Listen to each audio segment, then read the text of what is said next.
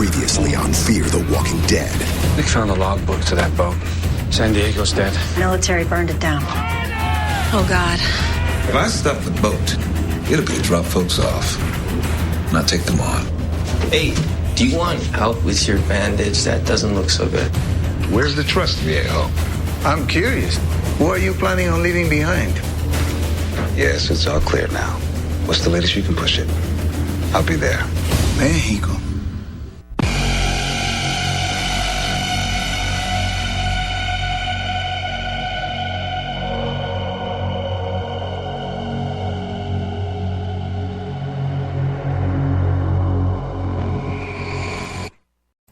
Hello, and welcome to an all-new episode of Fear the Walking Dead, Talking Fear the Walking Dead. I am one of your hosts, all the way live from Los Angeles, California. My name is Kente, and I'm so happy to be here. The scene of the crime, right? The scene of the crime, kinda, because they are now leaving my area, or I think they're pretty much gone from my area. But yes, I am from Los Angeles, and I'm so happy to be here.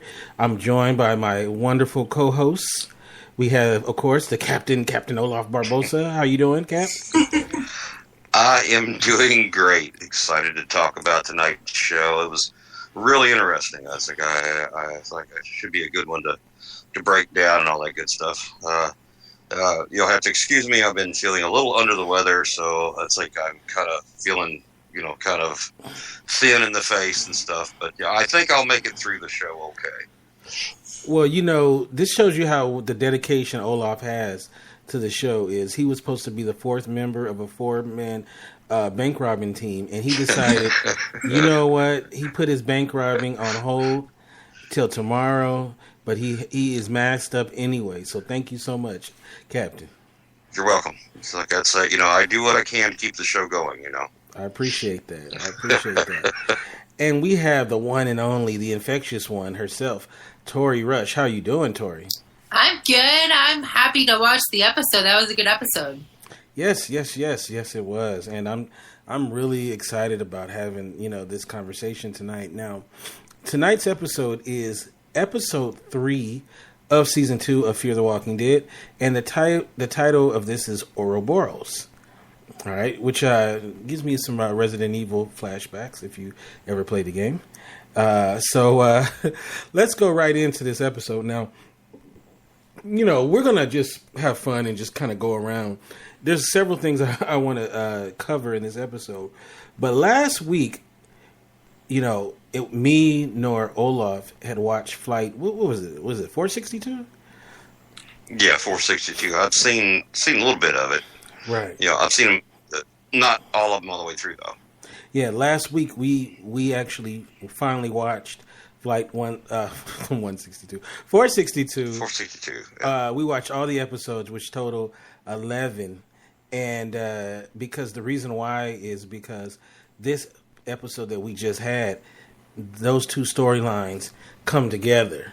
So if you're wondering, who's this Asian chick or this burnt up boy or this airplane, if you watch the Flight 462, which ran, what was it, about 16 episodes in different commercial breaks.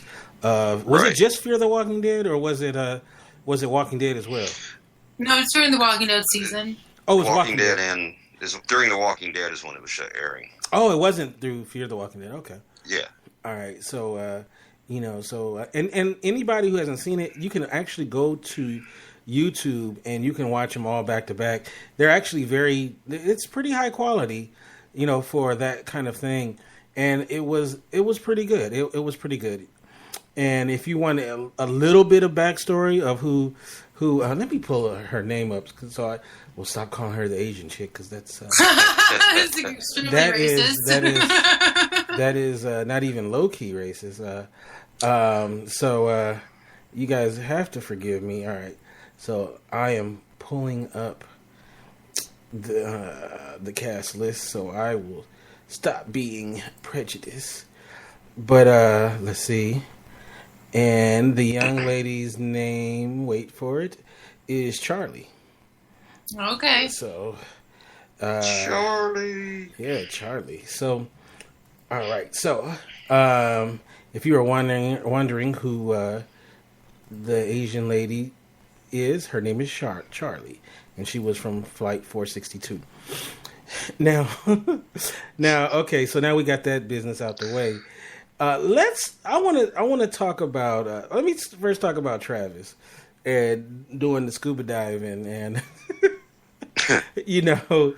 I mean, we are veterans of 6 seasons of The Walking Dead. Now 2 seasons, well, 1 season and a third, not even a third, of Fear the Walking Dead.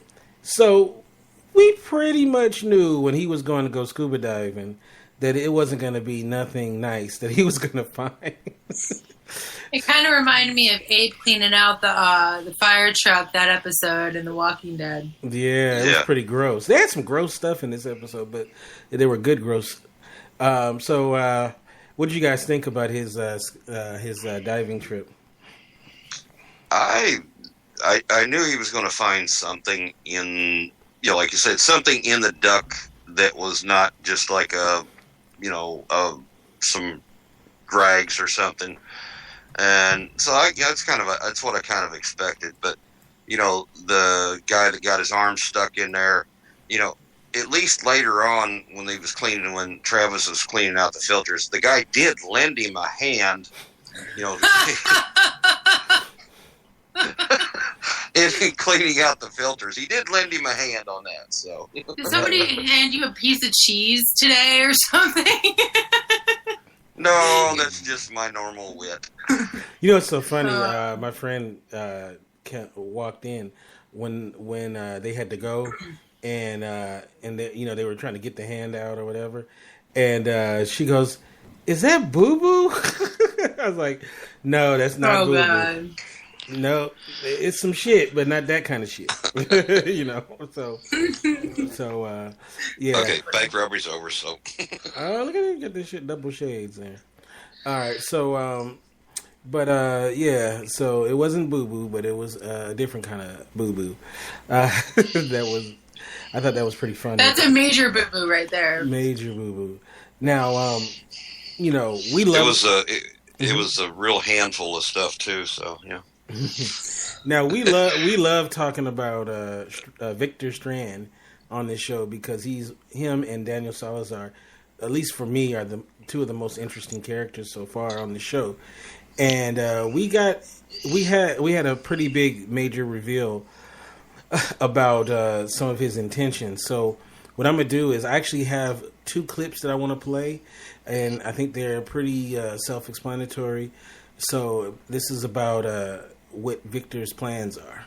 So here we go. Warm clothes too, okay? Jackets, sweaters. Cold out there in the water. It will be warmer in Mexico. What does that mean?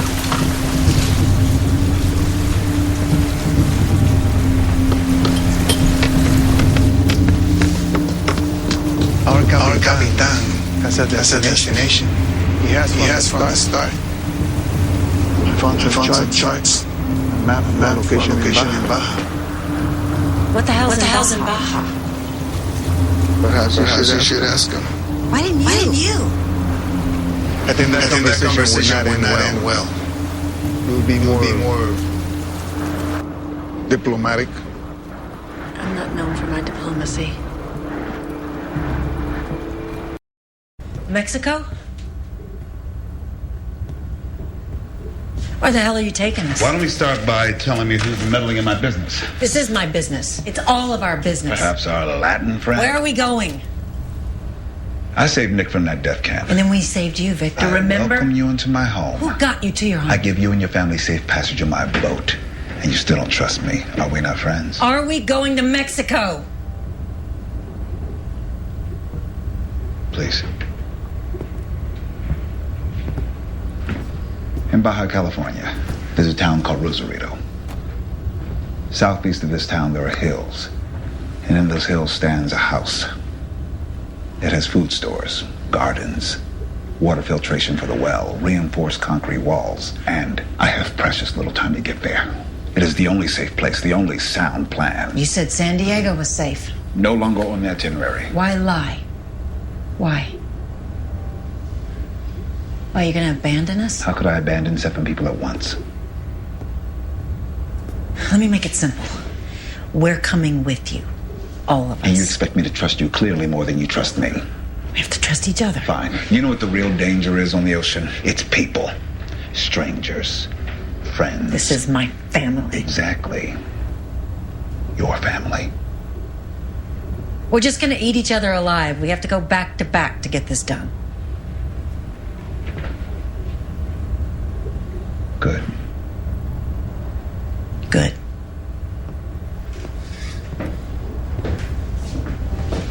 And Victor, you even look wrong at anyone in my family, I will throw you overboard. You're not a killer. When I heard her say that, you know what? I'm a jerk because I'd have thrown her ass overboard. You gonna throw me overboard in my own ship, woman? Really? You know, she would have got a swift throwing off the ship. She'd have replaced the walker that was caught up in the. Well, did you notice the look on her face when he said, "You're not a killer"? Mm-hmm. I'm like, going, dude, if that ain't a killer look, then right.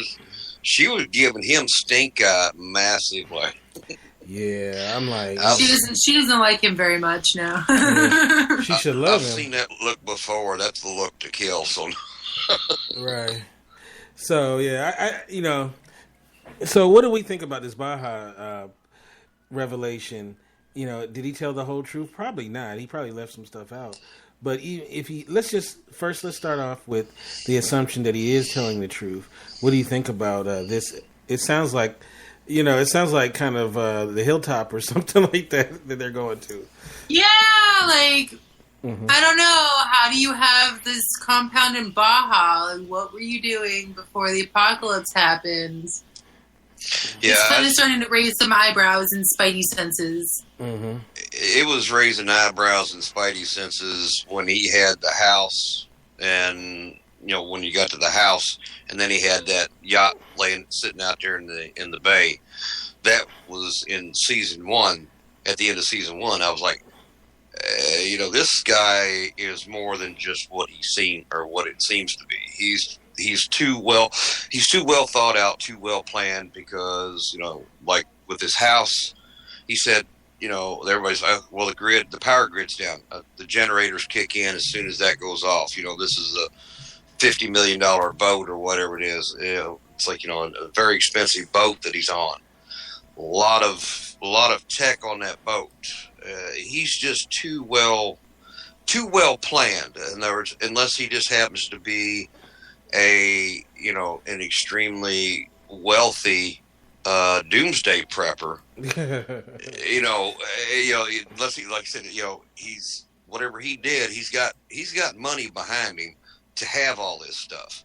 Right. And like the place, the fortified with foodstuffs and water and everything in Baja, he's too well planned. He's just too well planned. He has to know something. I'd like to get a little more backstory on him, and maybe they'll enlighten us as it goes along. But he's not just a rich guy who happens to have a nice boat. Not at all. Not at all. What about you? I think that he's like the Black James Bond right now. He needs his own signature drink, a lady, and a car, and then there you go. No, I'm just kidding. Well, you're about right, though. I mean, it's a multi-million-dollar yacht. So, I don't know.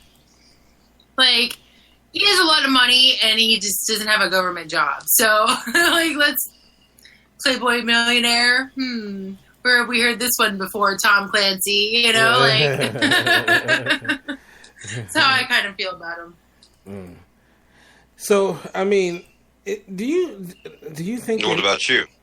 Do you think that he's a character that is going to be around for a long time, or do you think maybe he's a short-lived character? I think he's going to be around for a while, because, you know, whether they get to Baja or not, I still think he's going to be there for a while because he's helping to get to Baja. So, you know, I don't think anybody's going to throw him overboard or anything before they get there, and I don't think they're going to mutiny against him and take over the ship, you know, or anything like that, you know, which they might, but I think he's in for a while. I hope so, because he definitely adds an extra.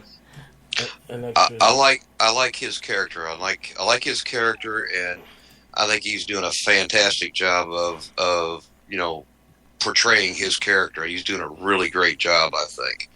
And, you know, that's what I like, his character and Salazar's. That's like those two are the ones I like.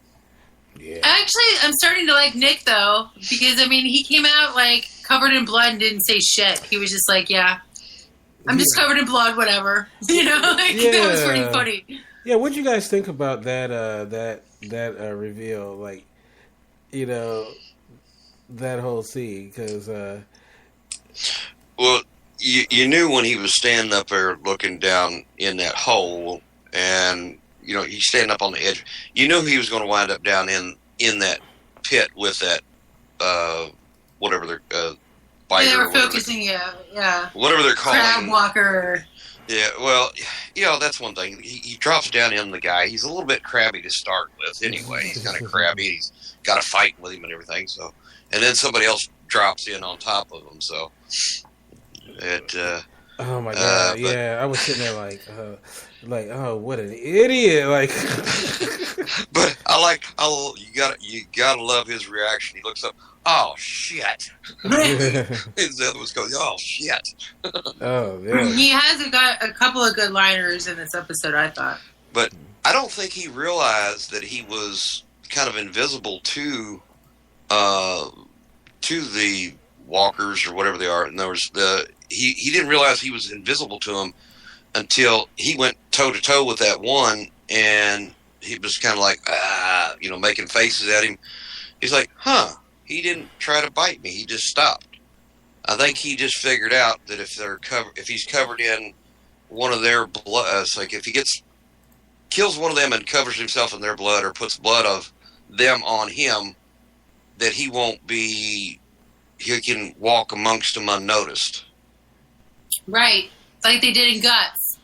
He just figured that out when he came down and he was, you know, killing or knocking the ones out of the way.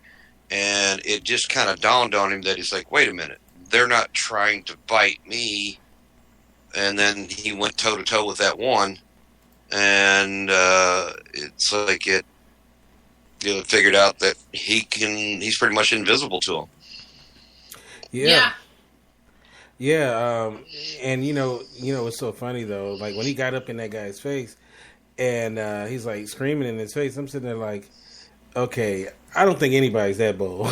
You know, like even if you thought that, you know, I would be still kind of like, nah, I don't think I could do that. So, but I thought it was a great scene though, and this is, you know, one of the biggest action pieces they've done, you know, this season really. I mean, the very opening scene was pretty big, but you know, finally, you know, we have like a really good big action sequence, you know, because I think I want to ask Tori this question because you run the Infectious Walking Dead group.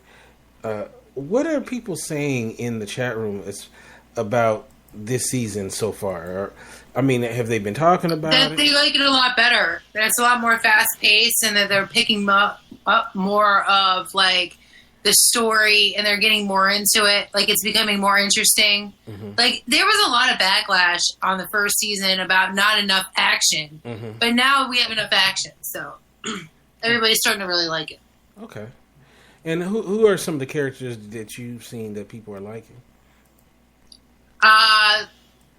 Strand and Salazar seem to be the top two because of their attitudes. You know, like Travis is he's kind of a pushover. He doesn't really. He's like, Mr. Engineer, Mr. Fix-It, but he's not really.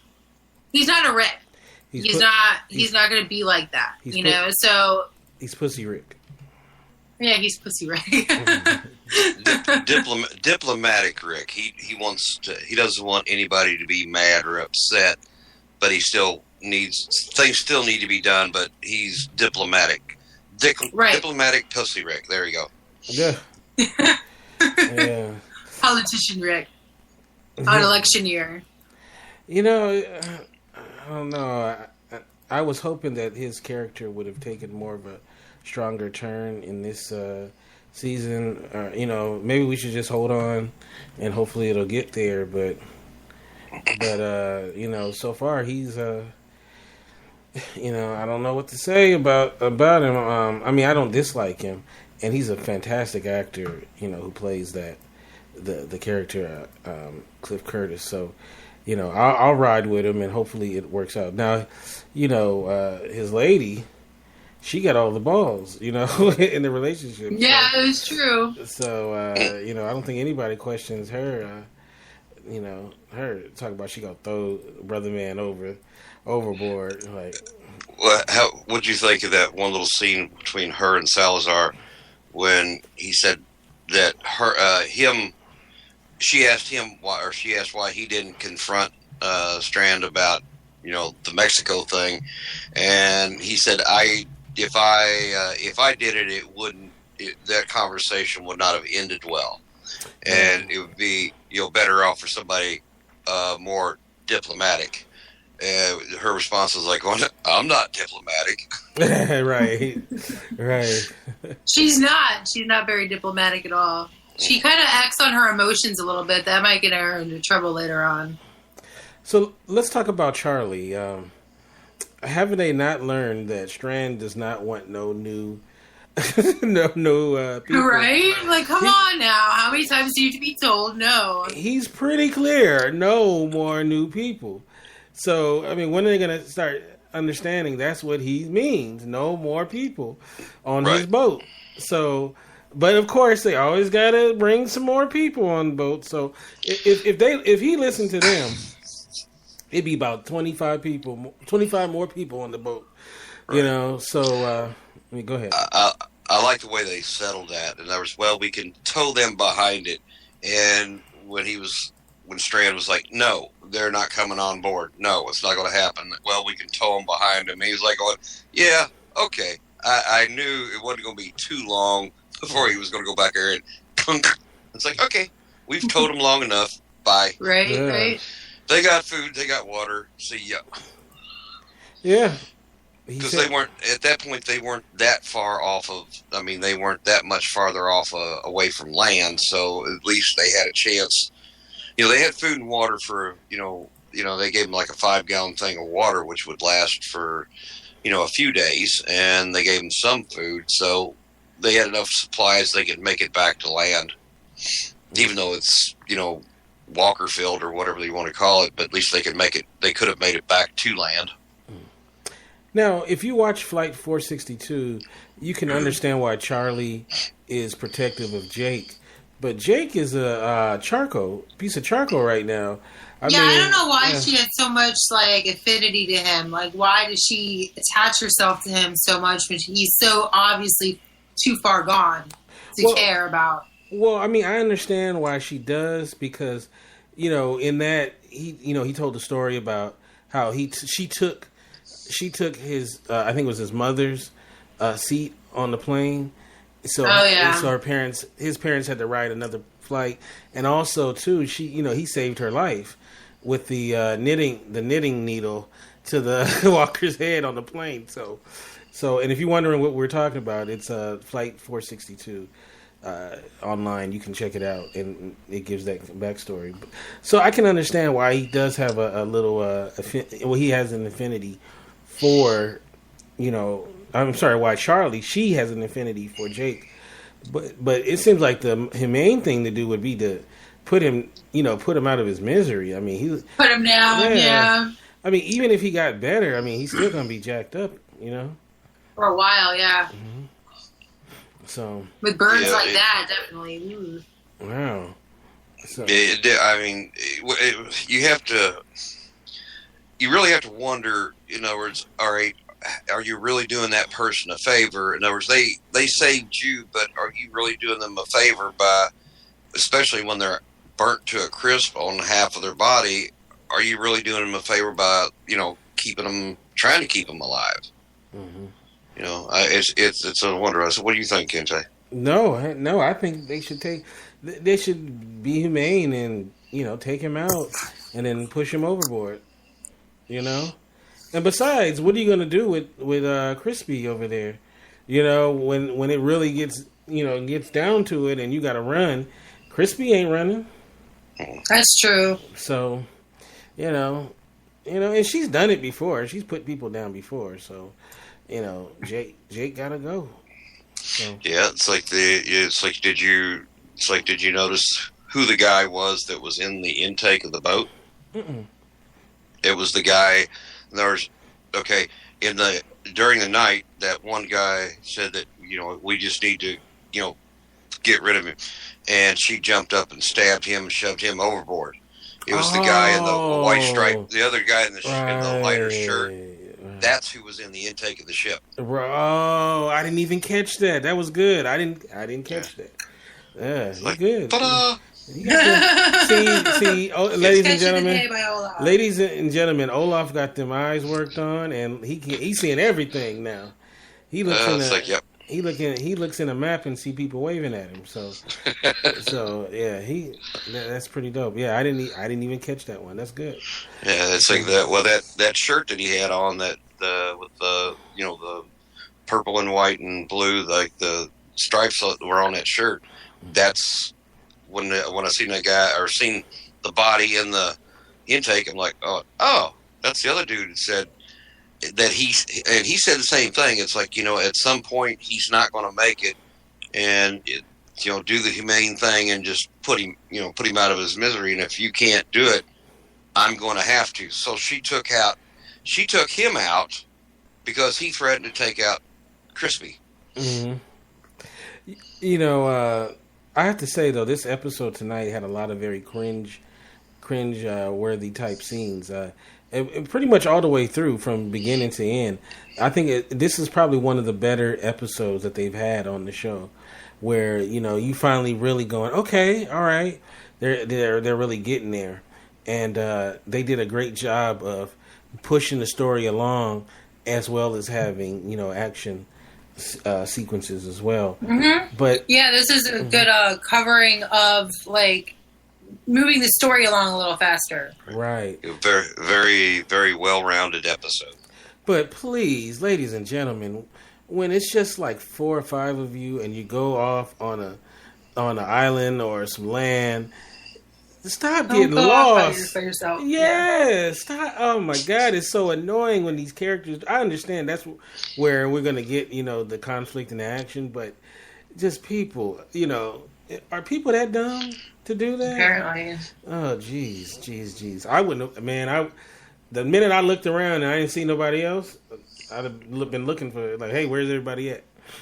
So. Well, they get on the island there, and as they're walking through there, Salazar says, "Okay, stay where I can see you." In other words, everybody stay where we can see each other. And first thing they do is boom, boom, off they go. Yeah. No. Yeah. That's like a typical horror film things, that running through the woods as fast as you can, with a towel on that never drops, and you're running fast and fast and fast, and the bad guy or the bad guy of the movie just strolling right on through and runs right into him. That's the same thing this is going on, and they all wander off when they should stay together. Right. So, it's like horror movie rules that no one will follow. Right. Classic horror movie rules. That's what I meant. It was classic horror movie rules that nobody follows. Don't go out by yourself. Don't have sex. You will always get killed. Mm-hmm. Right. Now let's talk about Ophelia and her wound. It seems like it's getting worse. She's not taking her meds, which I didn't understand. I didn't get actually why she's on. She ran out. Yeah, she ran out. It's just that she ran out. Okay, all right. So she ran out of meds. Okay, I didn't hear that. I thought she was just like, I ain't taking them. Like, like she wasn't doing it. Okay. So, the last thing you want to do is get infected. Now, I mean, you never want to get infected, especially in this universe. So, yeah, really. So, I don't know. Ophelia, of all the characters, seems like the number one red shirt. Like, I can totally see her dying, Whereas, yes. like the kids, I don't think the kids are going anywhere anytime soon. No. Now, Ophelia might be safe because Nick did find some good drugs.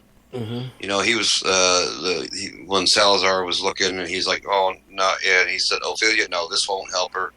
You need the zines and something else. It's like codones and Cillins. Yeah, he said you need drugs with Cillins, like amoxicillin or this Cillin. You need Cillins and cottons, oxycontins." Mm-hmm. Yeah, no, what I was saying about Ophelia is that I can see her dying before I can see anyone else that is in the main group. So I think she might be the next one to go. She Walker bait? Yeah, I agree with that. I think so. Walker fodder. Because the kids, I don't see the kids going anywhere. Definitely Travis and Maddie's not going anywhere. Daniel, I hope is not going anywhere because I really like his character. And maybe Strand, I could see going, But I think what they're going to do is they're probably going to introduce more characters. Well, we already got Charlie and Jake. But I think they're going to introduce probably some more characters so that they can be killed off.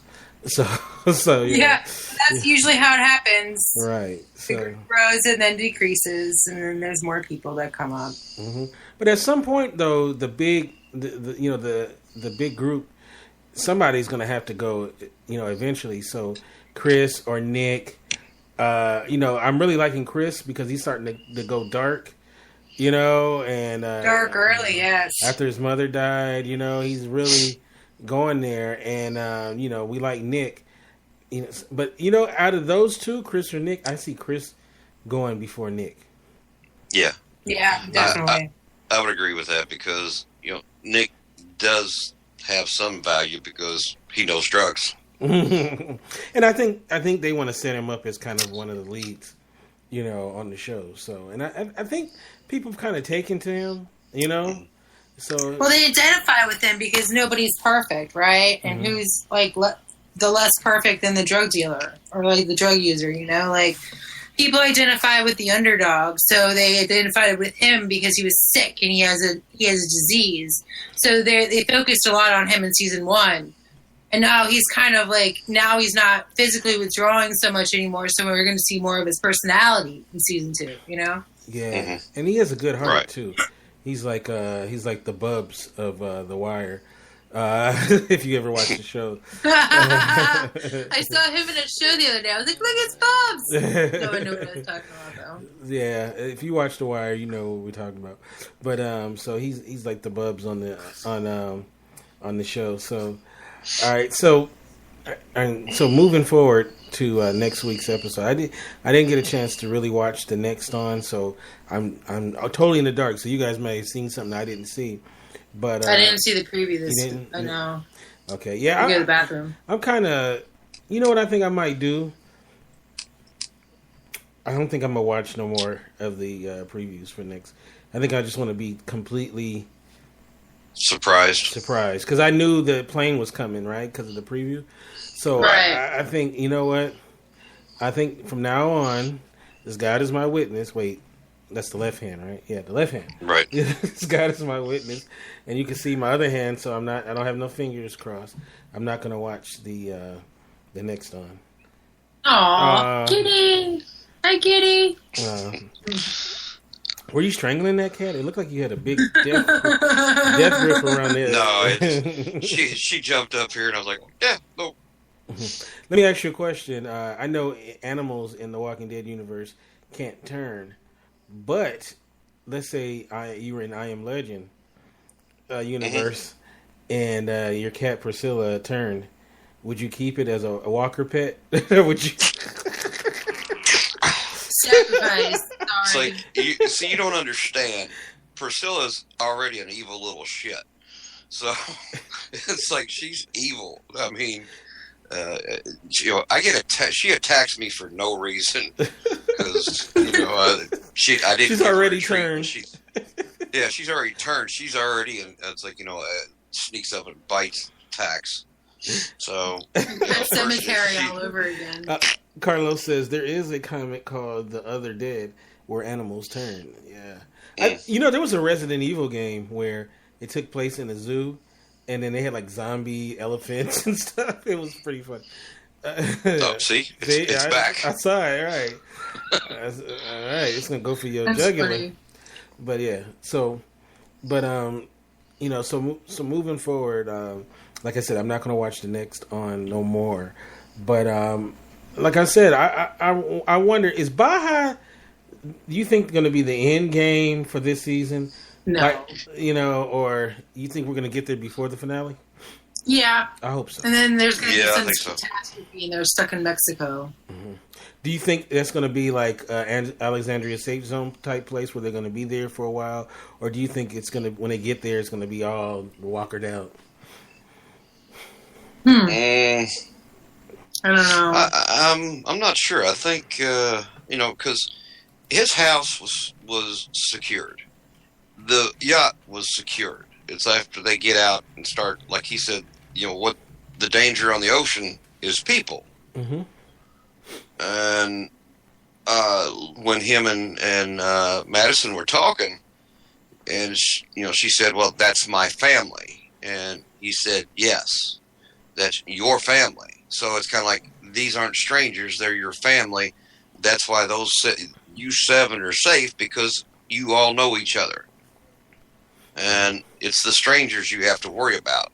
Right. So I'd say when they get to Baja that it's going to be, they will get in there. They might have some trouble getting into the facility, but this facility is going to be locked. Whatever this house or compound or whatever it is he has there, I believe is going to be secured. And they may, like I said, might take them a little bit to get into it, but once they get into it, they'll be good for a little while. Are they going to be like the CDC where they stay there a couple of days, do you think? Maybe? Yeah, it's like they're probably going to stay there, and, Strand may be like, okay, I got you here. Here's a vehicle. Here's 2 months worth of food. Get out. Maybe. That's what I would do. But I'm a jerk. Yeah. Because he's got somebody there. That's why I say I'm pretty sure the compound is safe, because he's got that satellite phone. He's talking to somebody. And, yeah, I'm on my way. I'll be there as soon as I can. It's like, 10 days out or whatever. Mm-hmm. He's been talking to somebody along the way, and I don't think it's not another. I think it's a woman. You think it's a woman? I think it's a woman. You think it's his like family, maybe? Could be. It could be. It's either family or it's like his. The conversations he's had with somebody on that phone. It's either. It's like I don't know. It could be family, but I'm thinking it's more of a significant other. You know what? If it was me, it'd definitely be a woman on the other end. Oh, yeah. Like, I'm coming, baby. So, definitely. Well, as I said, the tone and everything of his discussion with this person on the phone, you can't hear. They make sure that you don't hear any kind of noise or anything except for tonight when he, called, says, come on, pick up. And they did. You heard a little bit of static over the phone.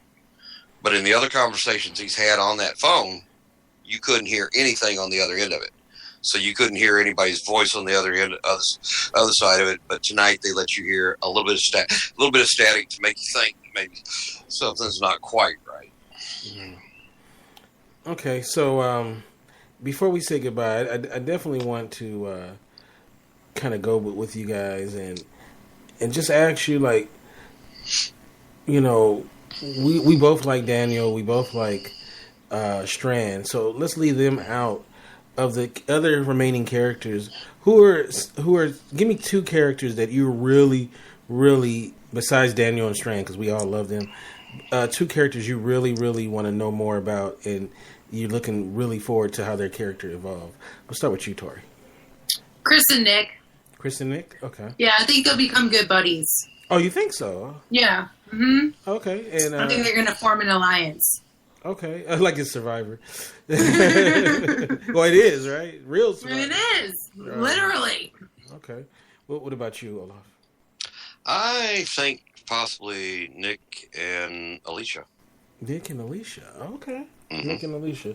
Mm-hmm. Yeah, no, I know her and Chris have kind of got the thing. It's like, of course, Nick and, you know, it's like Nick and her brother sister. But I think it's like, I think those two. You know, those are the other two that I like.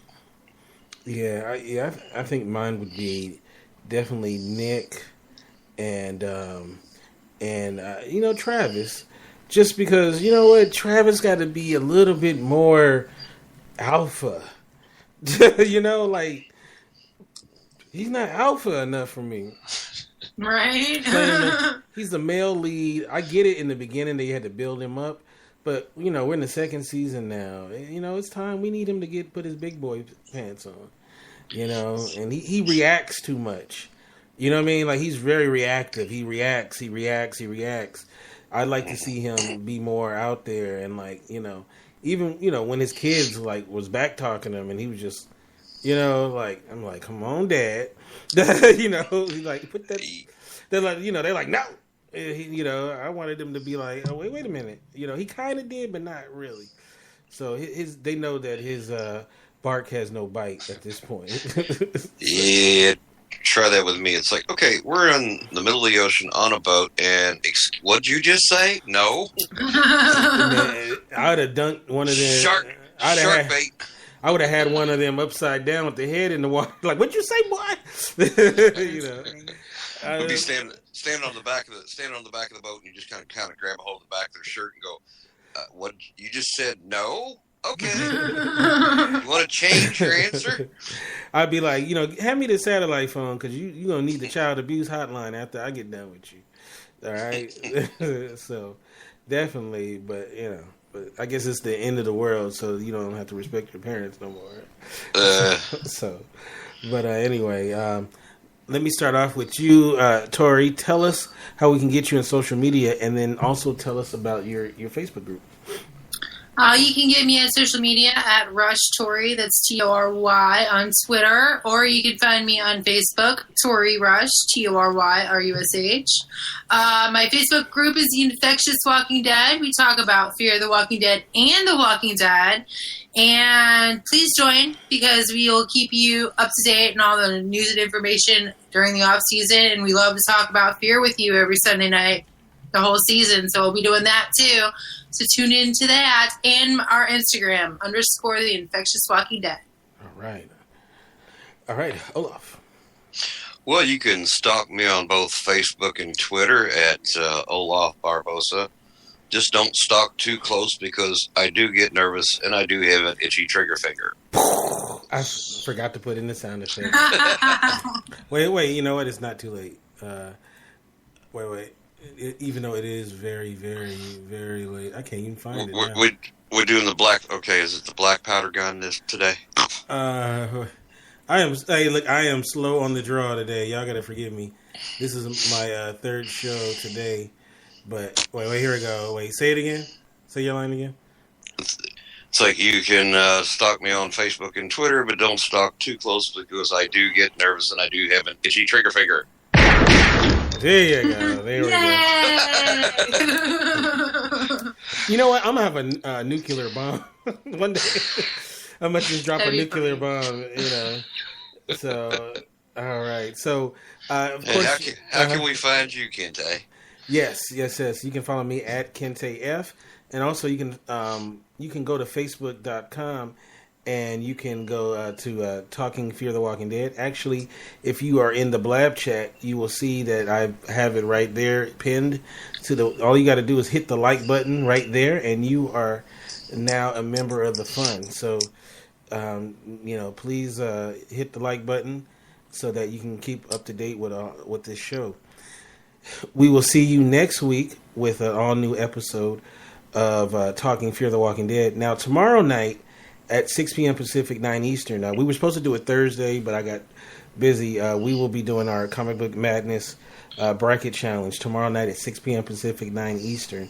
So we will have, all the craziness tomorrow, and we'll get that. Yay! Yeah, so we're going to have the big debate right here. All right, with all that Starts tomorrow. Starts tomorrow, that's right. With all that said, you guys have a great week, and God bless.